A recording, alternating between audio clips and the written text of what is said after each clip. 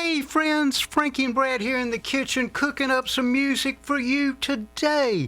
We're going to chat a little bit about the subject that's been ongoing with a lot of us older people. Is rock and roll dead? Is rock and roll dying? The question that we asked, a lot of rock bands that were in our day, the Beatles, the Rolling Stones, Elvis, etc., big bands, but since the late 80s, we're not seeing those stadium bands. No. Kick us off, Brad. There are no more concert relevant bands like in our early days. Mm-hmm. The British invasion brought all these groups over. Every week you would see one of those groups on TV. Mm-hmm. There were always the Coliseum had rock bands every month. Mm-hmm. I mean, there was always a group to go check out. And since the late 80s, they've been The stadium dying bands today, you have the Adele and the Taylor Swift, the mainstream, nothing up or down, certainly not hard rock or metal. It's hard to fill a stadium, and the question of why is that? What do you think, Brad? Why is I that? think bands, well, first of all, they're not looking to sign any rock and roll bands anymore. I mean, look at what's on TV, American Idol, The Voice. The Voice. I mean, they're looking for that great singer, Mm-hmm. so that the record companies can tell them what to sing Bring in their own and songwriters. bring in their own songwriters. Unless you've got somebody in the band that can write hit songs, like we were talking about in that 30-year span from the 60s to the 80s.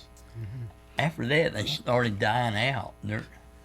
I think a lot of that is the lack of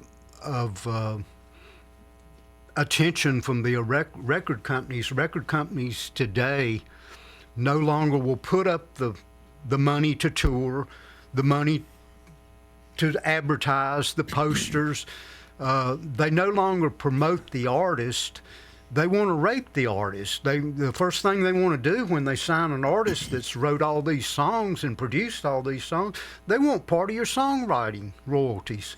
Yeah, I mean, the record companies are making the bulk of the money. Yeah, and there's not a lot out there. And then you have the internet and CDs and streaming, and music is more easy to copy today than it's ever been. In our day, we had the press records, what the young kids call vinyl, and you couldn't duplicate these cheaply unless you had a literally record press, and then when tapes, I guess cassette tapes was the first start of the copying generation, and then CDs made it even easier, and then streaming. And now cassettes are making their way back, just like vinyl. Mm-hmm. Today's groups, they go out, they play their small little venues, and they go record their own CDs Mm-hmm. and try to promote themselves. To me, that's why there will never be another big act. There will be no more Rolling Stones or people like that unless they can write hit songs. And even then, you've got to, in order to get the promotion to tour a stadium, you've got to have record sales, and to have record sales, if that company ain't behind you, which very few get behind you until you reach a certain level, it's almost impossible to sell 20,000-30,000 seat arenas. The only people that do that now are the ones who are on the tail end of their careers. Yeah. The Alice Cooper, U2, those people who have been around back in our time that are still going, they're the only ones. Of course, you've got Taylor Swift and a few of those newer artists who are one person. I don't see another rock band reaching the level of Led Zeppelin or anyone like that. Yeah, that's a good point. A lot of what I listen to today is YouTube, and I'm really tapped into the European music because I'm a guitar player and I like hard rock. I found that the European bands are really hard-edged bands. The countries, Germany and the surrounding countries, Holland, Switzerland, Sweden, the predominant music there is heavy metal, and they get airplay in those countries, and they get support from smaller labels in those countries. But here in America, unfortunately, or fortunately, depending on where you sit, a young artist, the only way they're going to make a decent living is get a good YouTube channel, be successful, and tour off of your YouTube subscribers. Tour off of the popularity of your channel, if you will. And that seems to be the only way that rising musicians can afford to have that their full-time job. And even at that extent, very few get into the really serious incomes. You have a lot of YouTubers that make a decent living. You know, they can make more money than you could at your average job, but they're not making six figures, and they're struggling. And we were watching Gene Simmons' interview today with Dan Rather, and one thing he said is how the record companies have just turned their back on performers. They don't support them. They don't care to support them. They're not looking for new artists. They're not any independent labels anymore. They're the big boys. Sony owns about everything. If they do sign them, they want you to do all the legwork. You know, go record a CD, build up your fan base, be a traveling musician who's already getting lots of jobs. They want you to do all the legwork, and then they might sign you. Yeah.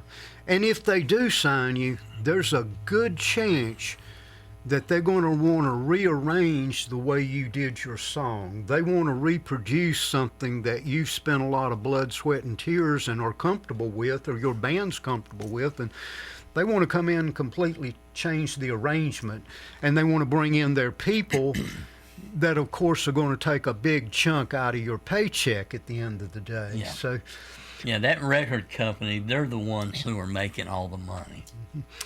While I'm thinking about it, friends, hit now that subscribe button. Give us a couple of thumbs up. We need you to subscribe. It don't cost anything.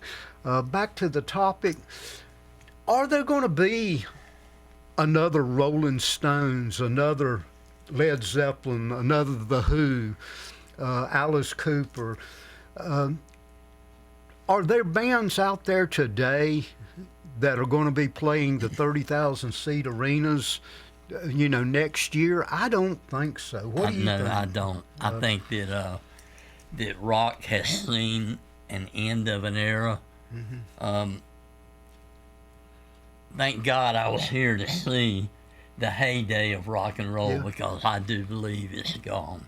Today we live in rural North Carolina, not a big state by any means, and we have coliseums that hold upwards of 30,000 people, and the only people that come to those coliseums anymore in the music industry are your Paul McCartneys, Neil Diamonds, your the I Who. recently saw Alice Cooper at one of those venues, and other than that, Paul McCartney was the last act I saw, 10, 15 years ago.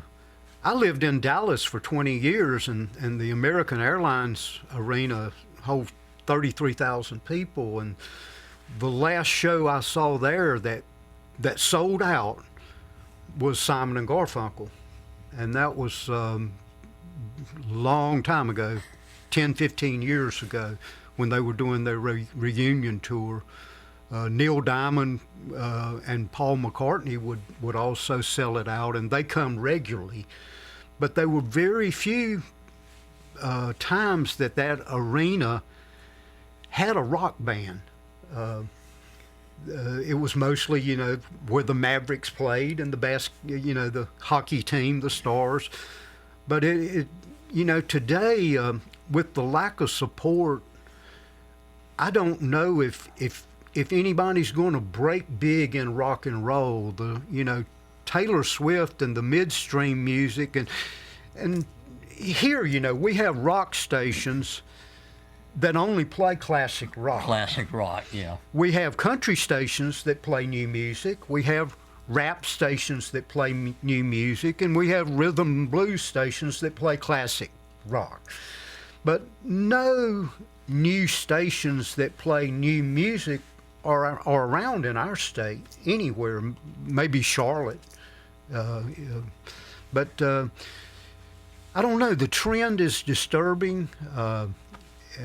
Let us know what you think, and Brad, any more to add? I have a younger guy that works with me that listens to, I guess, what people his age listen to, rock.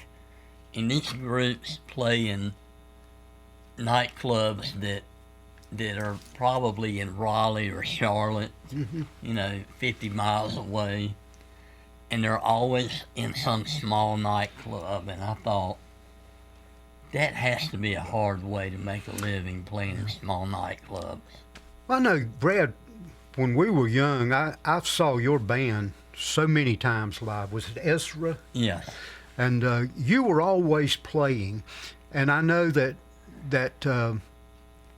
being someone who played in occasional bands, as your band expanded and you got an opportunity to leave the city you lived in and go to the nearby cities surrounding, then you had to rent a U-Haul truck, you had the gas mileage, and you got paid the same amount of money, but you made less money because you had more expenses. Yes. And the same thing applies today. Well, I think there's actually fewer venues for bands to play in than when I was younger. Yeah. I mean, we always had somewhere to play, but it's not like that anymore.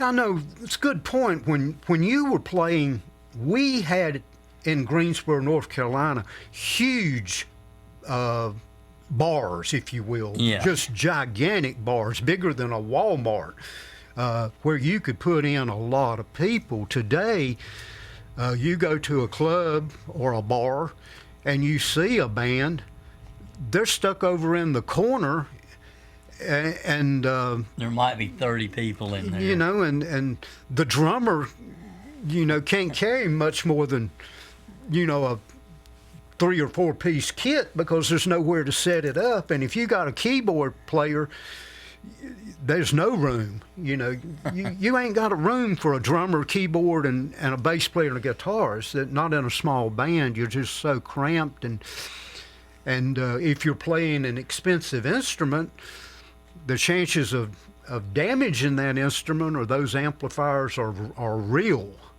And it's just not an attractive thing. Well, and that could be another reason why there's not any more relevant rock bands. Fewer men are learning how to play. That, from what I've seen, the data shows that more females are learning how to play guitar than men. That's a good point.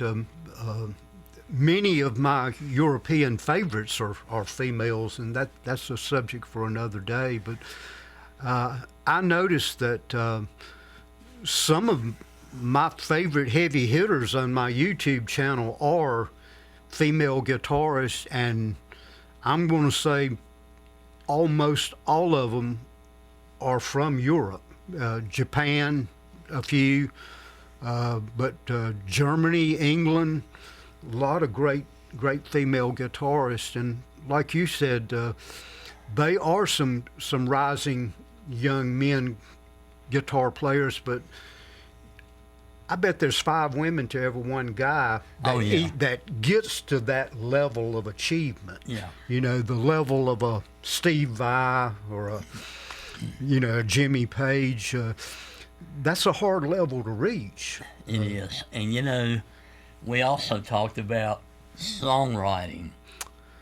So true.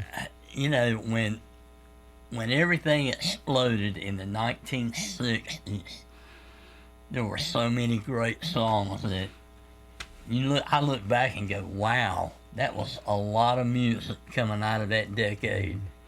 And it's never been the same. The 70s were a lot like the 60s. You had a lot of great groups, Led Zeppelin, Aerosmith, Queen. You had a lot of heavy hitters. It's not like that anymore. Something Gene Simmons said that was from 1958 to 1988, record companies really got behind artists, put a lot of upfront money. In some cases, you had to pay it back. In some cases, you didn't. It was absorbed by the company. So they really supported you. They sent you to a studio, and very, very common for if you did an album, that studio cost was anywhere from $40,000 to $100,000 for that album. And today, that's not the case. And Gene Simmons, in his interview with Dan Rather, mentioned that from about 88 on, you had the record companies just turn their backs on people, and YouTube got bigger, and Gene Simmons used the term stealing music got more prevalent. Oh, People, you know, downloading your music for free, and it's become a real struggle. Well, you know, Joe Walsh said the internet destroyed the music business, and in a lot of ways, I believe that's probably true. That I know. It's harder today than it's ever been. Anything to add, Fred? No, I hate to say it, but I don't think we'll see another legendary band like Led Zeppelin or Rolling Stones, any of those type groups. That I think I will agree with you there. Unless there are major changes in the industry, I don't see it either. Let us know what you think out there. Is rock and roll dead? Has rock and roll just literally got flushed by the internet? And as always, we want you to subscribe to our channel, give us a couple of thumbs up, and we appreciate your time. You have a great day.